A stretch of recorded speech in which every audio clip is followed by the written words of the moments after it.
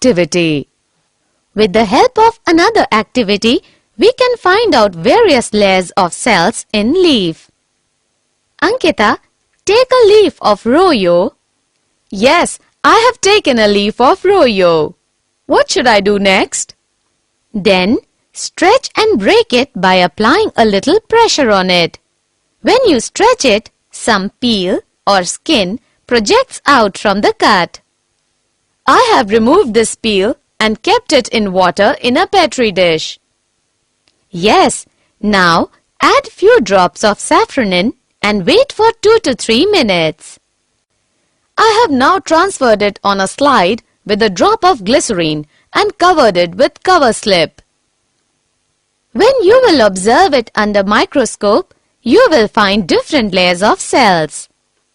Outermost layer of cells is known as epidermis.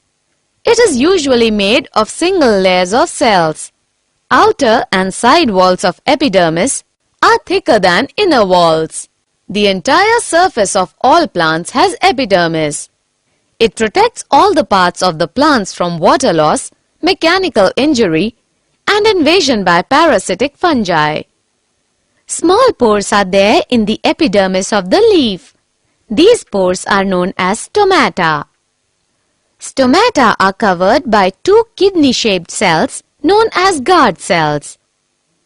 They help in exchange of gases with the atmosphere and transpiration.